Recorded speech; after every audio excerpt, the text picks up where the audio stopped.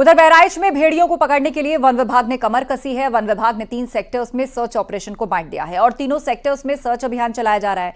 भेड़ियों की तलाश की जा रही है। वन विभाग पूरी तरह से मुस्तैद है। आपको बता दें कि गांव में किसी को भी घर के बाहर नहीं सोने दिया जा रहा और न ही अकेले बच्चों को खेतों की तरफ जाने दिया जा रहा है।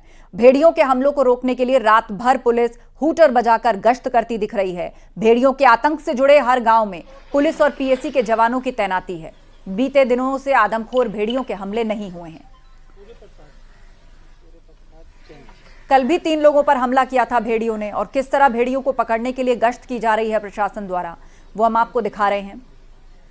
पानी भरा हुआ है, लेकिन आसपास जो खेत हैं इसी में से छुपकर भेड़िया अपना शिकार ढूंढने आते हैं। कल भी 3 लोगों पर हमला भेड़ियों ने किया।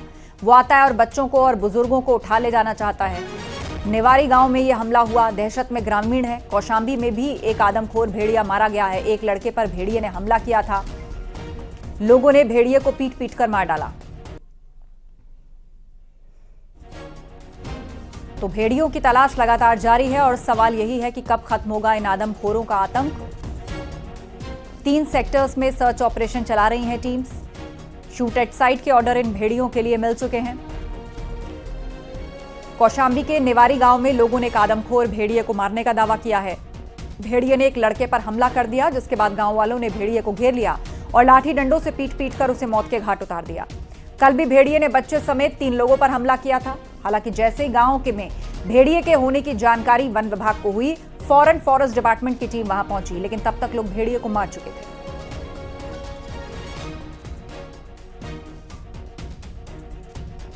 तो गांव वालों ने दावा किया है कि जिसको मारा है वो भेड़िया है। एक लड़के पर हमला किया था और हमले के बाद लोगों ने भेड़िए को घेर लिया। वन विभाग की टीम भी वहां पर पहुंची, लेकिन तब तक लोग भेड़िए को मार चुके थे। तो तस्वीरों में यही मासूम दिख रहा है जिसको पट्टी बंधी हुई है। साथ ही एक और शख्स आपको नजर आ रहा है, इसको भी पट्टियां बंधी हुई हैं। यह हमला आदमखोर भेड़िए ने किया।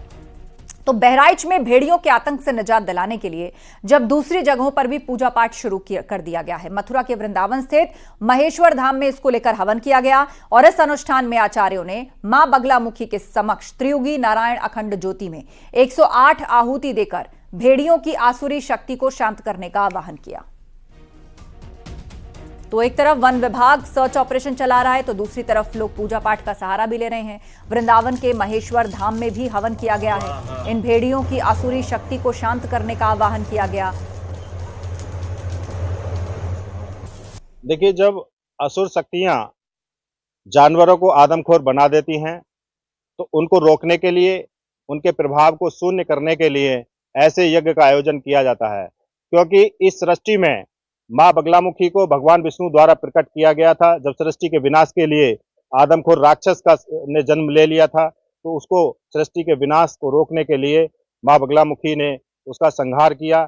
उसी अध्याय में जिस प्रकार उत्तर प्रदेश के अंदर कई जिलों में भेड़िया आदमखोर हो चुके हैं।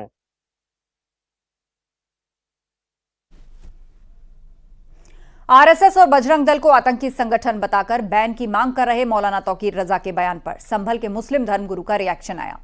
उन्होंने नसीहत देते हुए कहा, इस तरह की सियासी बयानबाजी ठीक नहीं, इससे माहौल खराब होता है। आरएसएस आतंकी संगठन है, बताया क्या है? मैं ऐलान कह रहा हूं, आरएसएस पर पाबंदी लगाई जानी चाहिए, विश्व हिंदू परिषद पे पाबंदी लगाई जानी चाहिए, बजरंग दल पर पाबंदी लगाई जानी चाहिए। अगर हुकूमत को मुल्क में अमन अमान बरकरार रखना है और मुल्क में तरक्की और खुशहाली का काम करना है, तो इन तमाम ऐसे आतंकवादी संगठनों पर पाबंदी आयद होनी चाहिए। हुकूमत अगर वाकई ईमानदारी से काम करना चाहती है, इस किस्म की बेईमानी, लिंचिंग बंद कराई जानी चाहिए। आप खुली दुश्मनी कर रहे हो, इसका मतलब यह है कि अब हमें अपने वजूद को, हमें औकाफ को नहीं बचाना है, हमें अपनी मस्जिदों को बचाना है, हमें अपनी दरगाहों को बचाना है। जायदाद का मसला नहीं है, जमीनों का मसला नहीं है। ये मुल्क जो है एक सेकुलर मुल्क है और इस मुल्क में कौन सी तंजीम पर बैन लगना चाहिए और कौन सी तंजीम पर बैन नहीं लगना चाहिए, हमारे पास कानून मौजूद है, अदालत मौजूद है, हुकूमत मौजूद है। ये चीज़ें उन लोगों के गौर करने की हैं मुल्क के हालात के ठीक करने की जिम्मेदारी हुकूमत की होती है। मैंने आपसे पहले भी कहा था कि हुकूमत के साथ ताउन करना चाहिए, जो भी हुकूमत है, और इस तरह की सियासी बयानबाजी करके लोगों में फिरके वाराना दूरी पैदा करने की कोशिश नहीं करनी चाहिए।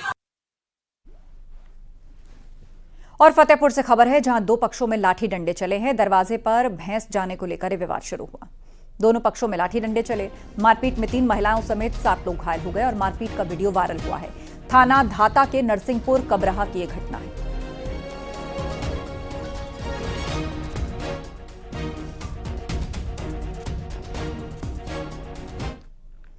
और कानपुर से खबर है, जहां जीएसवीएम मेडिकल कॉलेज के हैलट अस्पताल में सुरक्षा में तैनात कर्मचारी और जूनियर डॉक्टर्स में विवाद और हाथापाई हो गई। देर रात इमरजेंसी में विवाद हुआ। नाराज कर्मचारी ने काम बंद कर शिकायत कर दी। प्रिंसिपल डॉक्टर संजय काला दोनों पक्षों में सुलह कराने में लगे हैं।